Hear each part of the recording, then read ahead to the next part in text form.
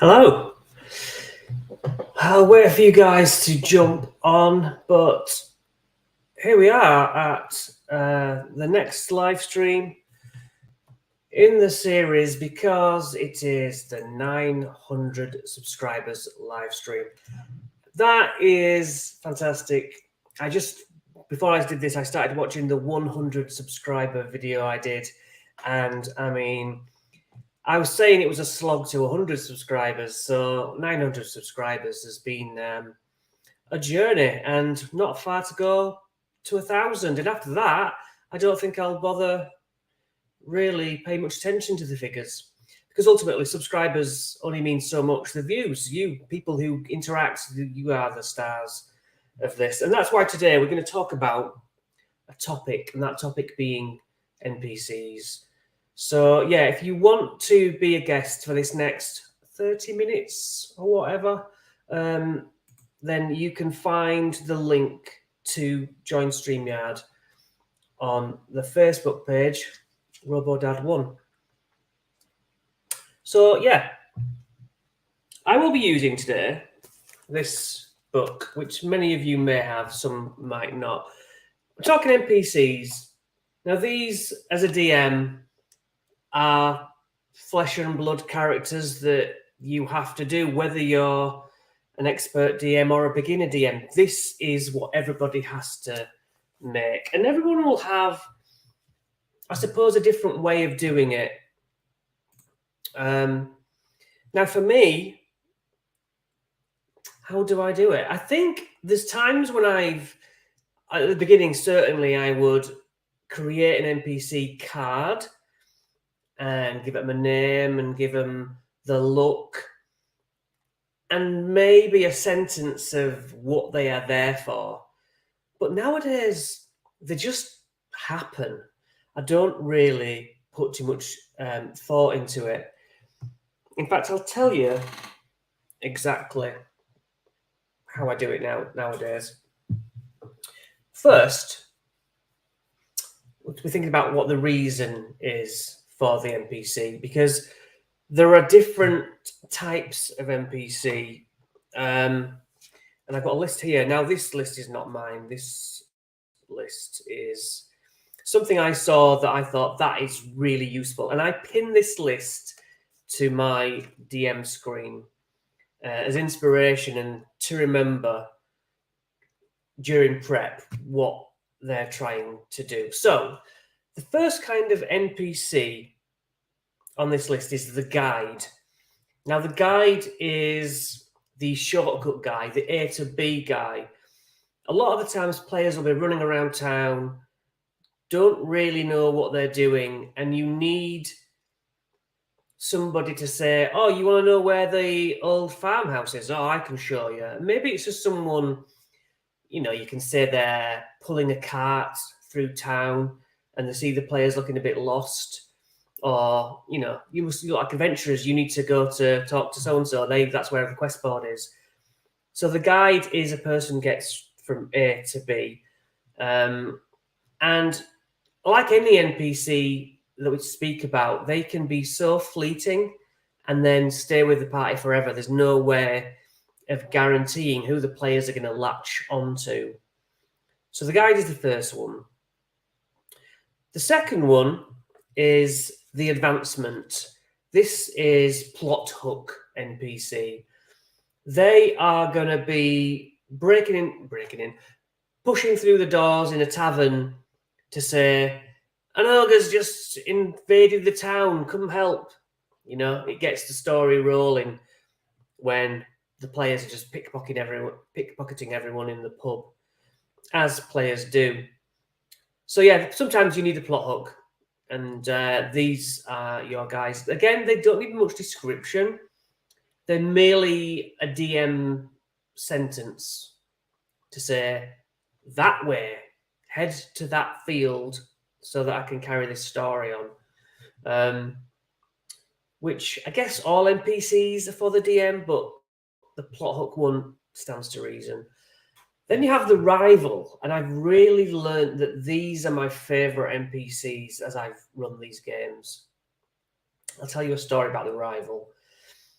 We were playing 2 of Annihilation, and you have to collect a certain amount of MacGuffins to progress the story. So let's say, I'll make this up, there's 5 things you need to get. The players get the 4 things, and they're doing traps, trials of traps. Die, injured, get the thing. Die, get the thing, and it's a slog. Now on the last one, and I credit the podcast Dungeons and Randomness for this. That's where I stole it from. In the interview I did with the DM of that, I said, "Look, I nicked this, I nicked all your stuff." So they got to the last pedestal where these things emerge, these things they were after emerge, and there was no thing there that they were after. There was just a note, and I hand wrote the note. So when I pulled out this note and I said, "That's what you find," and everyone was like, look, wanted to grab it at once. And my son opened it up, and he was like, "Ugh." And then everyone was like, what is it? And each one of them took it off each other wordlessly, just went, "Oh my God." And it said, "You have been bested by the Royals." And I'd introduced the Royals when they were struggling with a fight in town. And they were just really struggling. And I said, well, this other group of adventurers comes out of nowhere, slugs all these villains, and all the crowd go mad and created rivals that way. And the Royals were celebrated in town that night while, our party, supposedly the heroes of the story, was sort of sulking in a corner. And, the Royals bought a beer for everyone. So when they got this note, "You have been bested by the Royals," they hated the Royals. I've never seen anyone more invested. For the next 30 minutes, they were absolutely livid. There was nothing more important than taking out the Royals. So the rival is quite literally my favourite momentum push to get the story going, as we have one in a rival barman at the moment who maybe not on the same level, but as soon as you introduce competition against the players, they just seem to take the bait, because I'm sure I would do the same. It can be a friendly competition, but that's really something to think about as a trick up your sleeve. The next one we've got here is the mentor. This one is directly the voice of the DM. We've had the plot hook guy who can push the story on, but sometimes the players need grabbing by the shoulders. This is the mentor will say, "You have to seek out this man, gain these 3 objects, head up there, kill the dragon." And, it's somebody with the actual waypoint, if you like. Follow these things. This is where you need to go.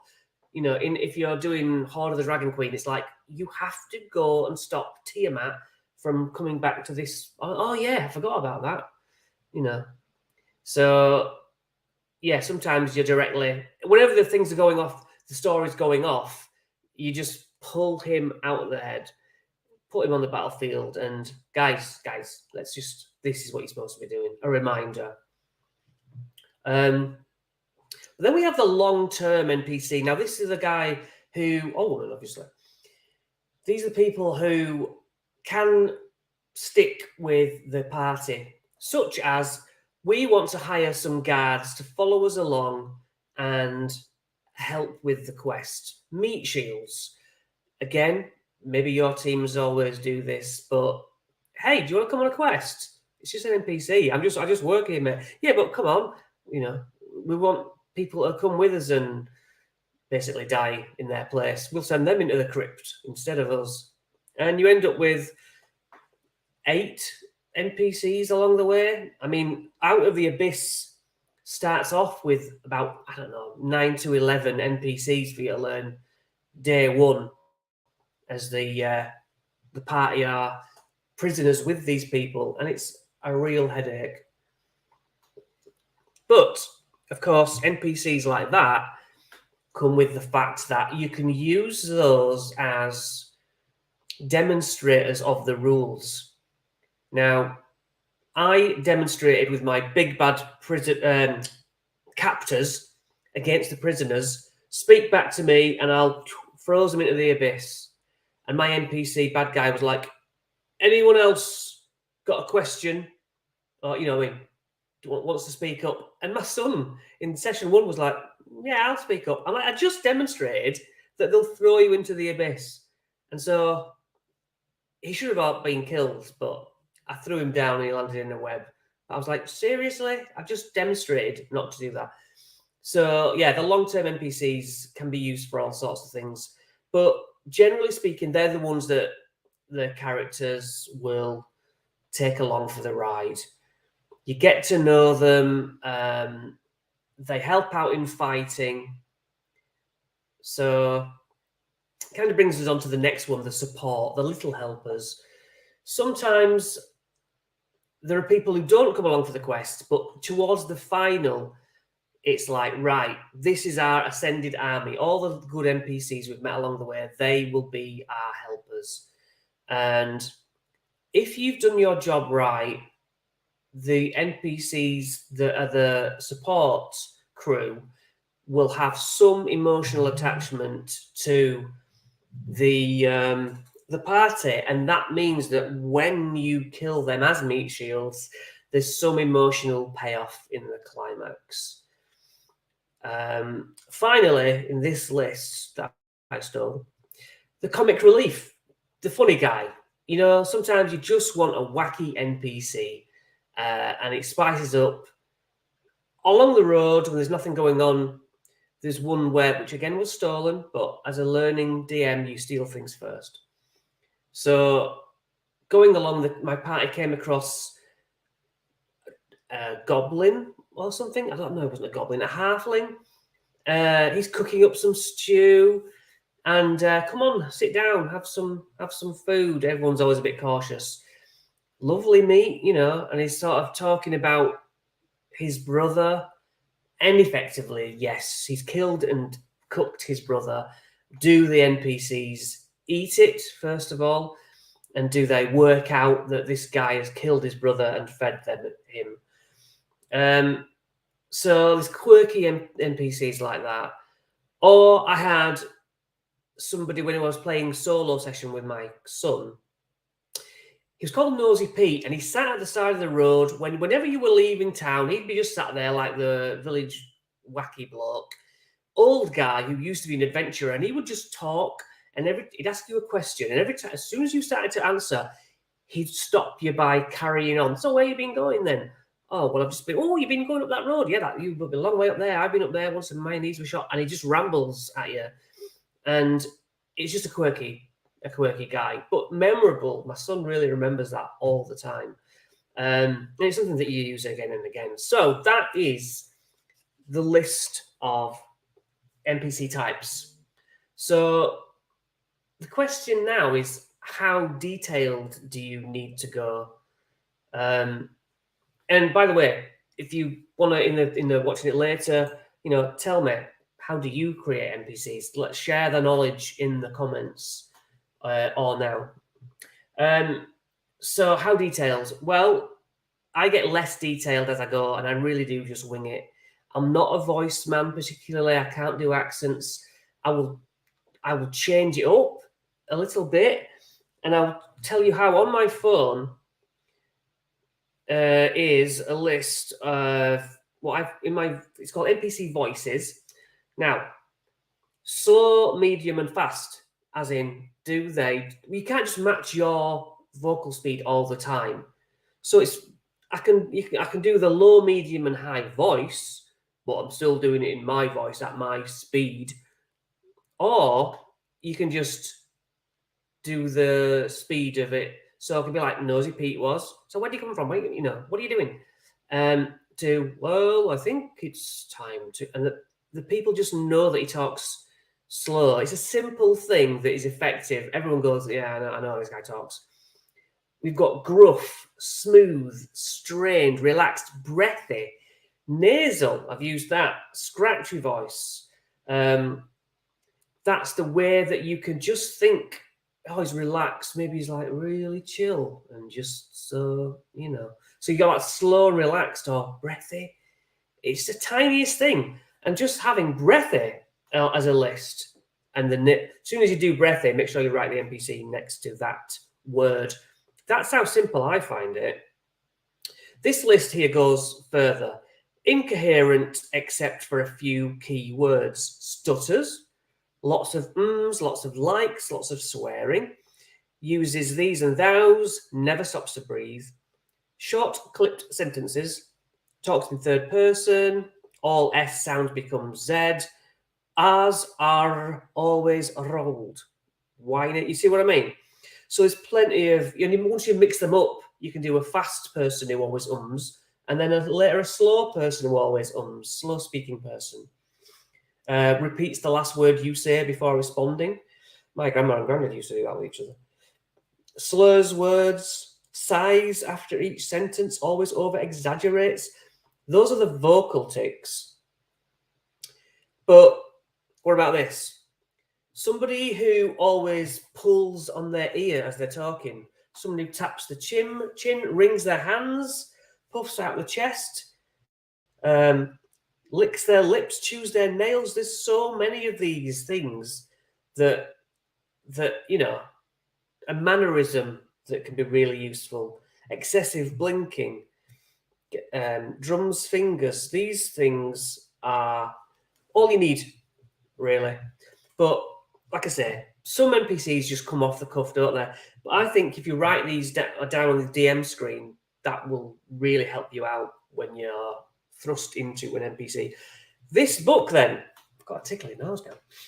This book, let's roll an NPC. Now,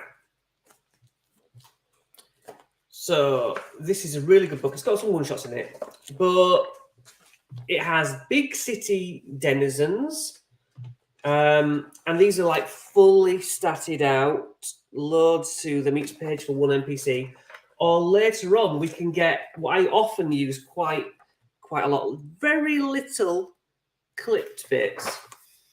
So let's roll, first of all, male or female. So male odd, female even.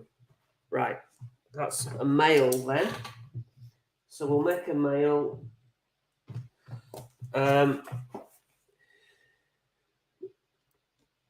So let's go. If anyone is able to take part, roll me a d20 or pick me a number between 1 and 20 if you want to interact. And we'll see what we can get going here. So yeah, these little bits here is like first name, last name, a brief description. So I'm going to roll brief description. 12. So this person is with 1,000-yard stare and an iron grip on their dagger. Okay. So this guy has an iron grip on their dagger. I shouldn't have put it all the way around there. Let's see what the comments say. I didn't see these. Oh, thank you, Mendeza. It's 87. And we've got Adam. Thank you, Adam. 15 says Adam. Right. Okay, so Adam rolls 15. It's called Griffin. Oops. So we've got a male called Griffin. Do that. So I'll roll for wants and needs, and then you roll for secret or obstacle. So wants and needs 13. Who is here to kill the man who killed their father? Well, that explains why he's got the hand on the weapon. Revenge for his father. Adam, roll if you're still there. 2. You did it. Thank you. Secret or obstacle. And has a tendency to scream and spit while speaking. So he talks loud, I guess. So these roll tables are really, really easy. You can see you can do that behind the screen, but obviously some NPCs you want to prepare beforehand. Now, in this book, they also get what they are carrying. When people get killed, it's always a case of I search the goblin, I search the what are they carrying, and when you don't have anything to hand, you always feel a bit of a letdown. So this, I'm just going to read through the list. 3 bags of brine, shrimp laced with a deadly toxin. Okay. Yo, if you share the NPC on Facebook once created, I'll use my. All right, once created, maybe. Yeah, we can do that. Absolutely. And then Sadie and Co. Hello. Long time from Reddit post. Hard. I'm just posting. I slowly stopped. Hey, it's all about perseverance, isn't it? And yeah, it's just sticking with it. So on with what they were also carrying. Another one would say 4 gold pieces, an orcish ritual knife. Why are they carrying a ritual knife? You know what I mean? It just they let the players. Well, why? You know, what's all that about? You can bring that into the story. Just listen. Sometimes you just have to listen to the players say things. A dark mace, 49 gold, a prism that doesn't refract light. Obviously, you could always do the map. If you've drawn, I often draw maps that aren't really of anything. You know, they look like they are, but I have no purpose for them. And I'll hand out those. Oh, this NPC had that. Oh, right. We'll try and find where this is. And you've got, you know, the progression of the story for another session, not that session. So these books, this book in particular,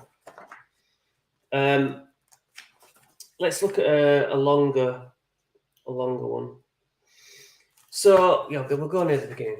Okay, after the end. There we go. So, Lady Lauren Hale, for example, we'll describe her, and you can just steal this piece. A slender, deathly pale, paper-thin skinned high elven woman in a dapper coat with a sharply pointed chin and dark eyes, whose arms are covered in intricate wristwatches with receding blonde hair and an ornate hourglass in her right hand. They even have a picture. Sometimes the picture is all you need. I use cards a lot, like the thug cards from the Monster Manual, but the card form. So when you need, if someone like challenges them for a skill sort of check, a saving throw or something, you have the stats. You have the stats there. Yeah, this is good. The small ones. If you write down some random names, I would write down A to Z on your DM screen. Female names and male names, or maybe unisex, so you don't really know. And no one seems to notice that a lot of the NPCs can be in alphabetical order. They don't seem to question it because maybe you only need 3 at a time. When you say like Alice, Brian, and Chad, generally speaking, no one calls you on it. And even if they do, it's fine. No one's going to hold you to ransom over it. They know how difficult it is. So this guy then, male, it's called Griffin, got an iron grip on a dagger, revenge for his father. He screams and spits while he speaks. Let's see if we can get some sort of other thing for him. What else have we got here? Wants and needs. Let's pick another. I know, we'll go to that. We'll go to the list I had up earlier. So, can somebody roll me a d20, please? And comment on it. So yeah, thank you for watching. If you dip in and out, totally understand that. If you're watching later on, just thank you for watching on the replay. So 17, thank you very much, medic. Right, 17. Axe board. So this guy, he might spit and scream when talking about his father and his revenge plot. But other than that, he acts bored. And again, because the characters think they're the heroes of this, having them come across an NPC who is really not interested, you have to goad them. You'd have to say, "Oh, so see your adventurers then." "Oh, yeah, we are. We're fighting justice or whatever. Or we're going to kill a dragon." Yeah, interesting. You know what I mean? Just be played down to them. It's kind of like the rival thing. And so Adam's rolled me a 1 as well. Let's see what else we can get. So yeah, players like to fight against something. So going the rival route or the opposition. I get a table up. What am I doing? I'm using the wrong table. Number 1. So always pulls on his ear as well. So the mannerism, think about this. When you've got groups of NPCs, as you often do, maybe they're hiring a cart or traveling and there's 3 people already on it and you're like, okay, or in a pub, whatever. It's harder to, there's no point doing a big description on each NPC in the pub. It gets too confusing. Boil it down. Eye patch, bald, and long ginger hair. So you might say the names, or you might have them say, "Oh, Jeff, did you just say?" They're talking amongst themselves, but you just say, "Well, Eye Patch says this." Long ginger hair replies, and it's just much easier. Everyone gets, just give them that one key factor, I would say. Yeah, I mean, I'm stealing out of this book as much as anything because these tables are so good. I don't really need to read all this crap, it just has the short tables and it's just inspiration. If you missed it earlier, you have to wait a sec. You just roll on these little tables and you've got something to go. I'll literally do this in my game. I'll leave these open. Okay, you walk into a bar. There's a guy with broad shoulders and a salty tongue. So maybe he's mouthing off loud. Okay, I just use it as inspiration. He's looking over and there's a woman with an easy grin and a receding hairline. Okay, I didn't know that was going to be more male. Yeah, there's one with one twitchy eye and a prominent lisp, with dirty blonde hair and pockmarked skin. I mean, so obviously they also sometimes need quests, and you can randomly roll quests, or you can think to yourself, this is the quest giver we spoke about earlier. He might start off being really loud, a really obnoxious person in a pub, and then in the end, sidle up to them and say, so we know that he's got a thing for his father, and he's like, maybe you want to take the mission. We don't know what this mission is. We're just on the spitballing it in the pub, It's like, maybe you want to get revenge for my father, or help me get revenge. And that you don't need to know where these things are going to go. Don't waste your time plotting all the arcs out, because things just happen in the moment. And I'll tell you this, the best things just happen in the moment. And I also find you can read books, all this information you're trying to retain, whereas when you just invent it yourself, it seems to stick. My homebrew world, it just lives in my head. I create it on the spot and I remember it. It's that simple. Whereas if I had to regale you with every page of Curse of Strahd and all the descriptions, I wouldn't be able to do it. So don't worry about just winging it. But that little inspiration, he sneezes a lot. He's allergic to something. Okay.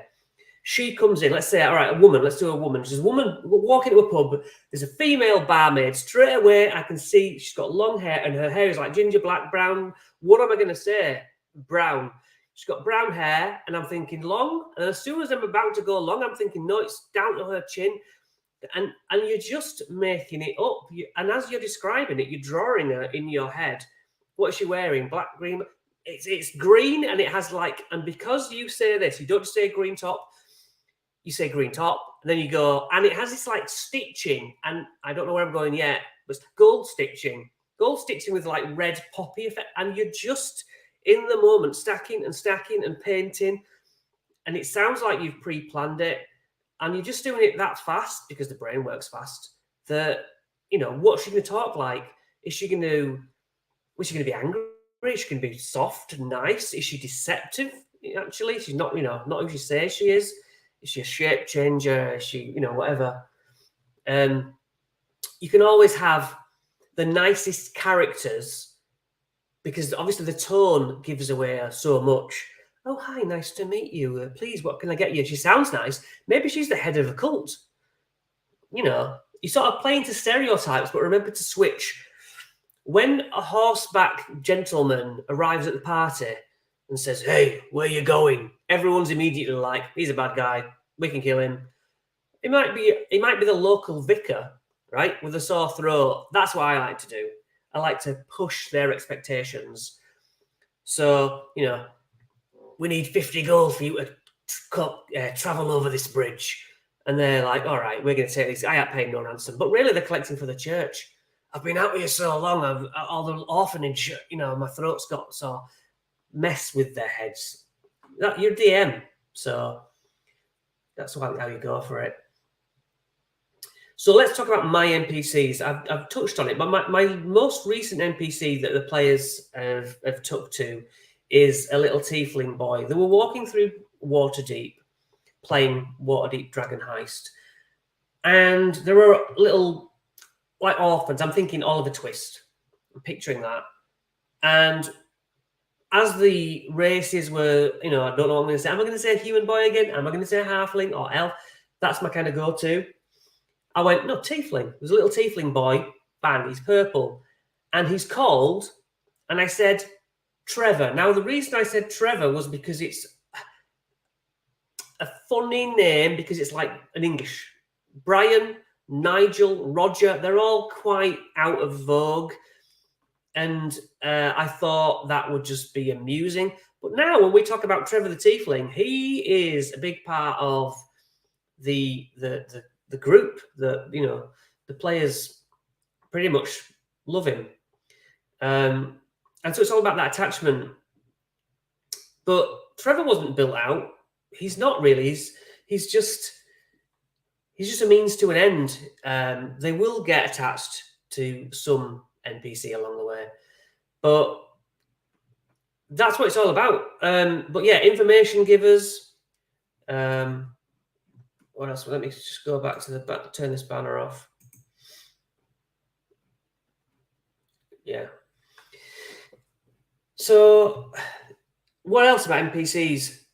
I've had some that, like when you get a proper NPC in a book and you're thinking, I need to do this character justice, a lot of the times I find their backstory too hard to push on. There's a certain one that is in Tomb of Annihilation, but also in what's that Giants one? I can't think now. He's in 2 modules. But I've kind of done the second module first, so I haven't met this guy before. And it's a matter of whatever I do with him needs to then, when I run the first book, Storm King's Thunder. When I run Storm King's Thunder, I've got to remember what I said different about him when we did Tomb of Annihilation. But it doesn't matter. It's not that important. You know, if they ever read up on the lore of him, they'll realise I kind of messed up. But that's just that. Doesn't matter. So we've got a male, Griffin. He might give a quest to kill his father, get revenge. And if you look back at our original list of what type of NPC is he? Is he the guide? Is he the advancement, the rival, the mentor, the long-term, the support, or the comic relief?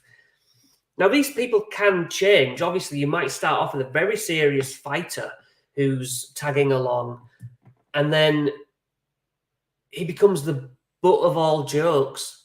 That will happen as well, and that's fine. just sometimes you can become the enemy. An NPC who like falls out with them. You have characters who will ask for help from factions. Say, "Can you lend us some men?" And then they'll just leave them at a place and say, we're going in here and we'll be gone for a week, but you just stay here." And the characters sort of think it's like a video game. All right, we'll go back and get those 3 that were left at Crow's Nest. And when they go back, I'll say, "Oh no, they're left. They're not going to just hang around waiting for you. You know what I mean? They have lives. You disbanded them to go into that castle, and now you've come back. They're not there. So just remember, it's real life. I like worlds where things don't stand still and wait for the players to come back. It's a living, breathing world. If you stay away for weeks, the story away from you moves on for weeks. People age. People get sick. They have their lives of their own. That's what I like. And it also means you can change things up week to week as DM. So, any more comments? We've got one comment here. I didn't mean Glory of the Giants. No, it was Storm King's Thunder.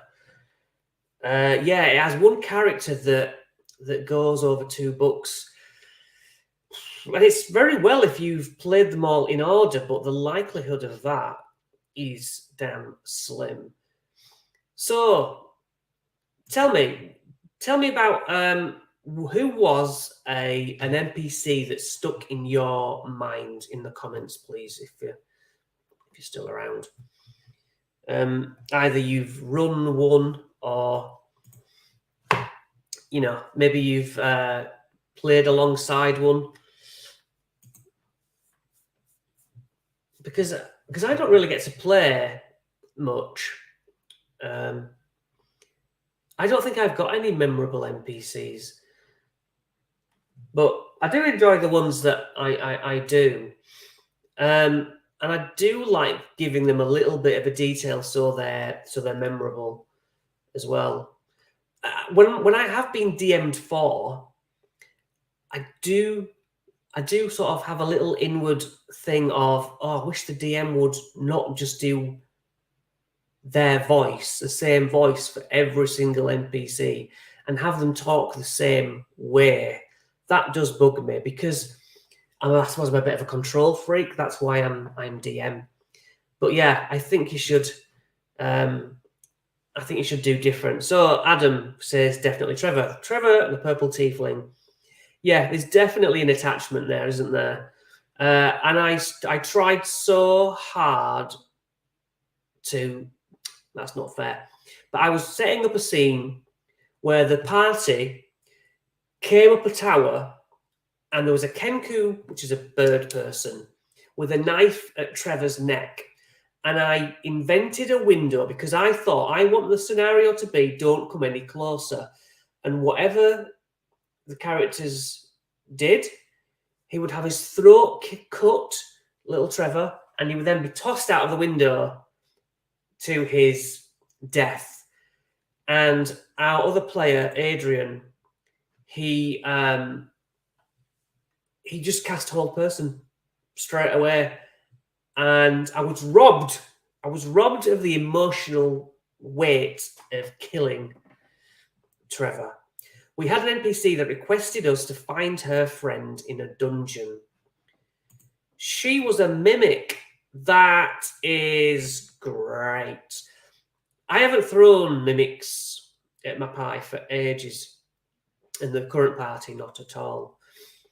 Mimics are brilliant. I mean, technically, they can only create out of look like stone, metal, and wood. But then there are different mimics. There's paper mimics. I've got a mimic map where somebody finds a map, when they start reading it, attaches to their face.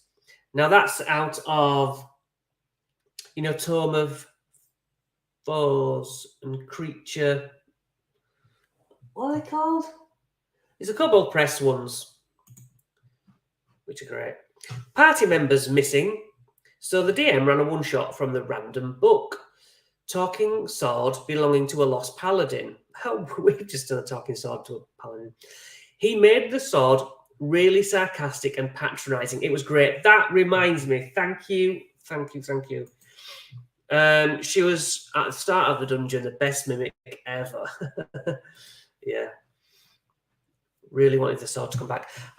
I have a sword at the moment with a party. It's called Perseus, given to them as a gift, but it's actually a bit of a curse because, and I didn't like, I was picturing him doing like the nosy Pete thing I mentioned earlier, like talking really fast, but he was talking like an old-timey news reporter. Well, news just in, you know.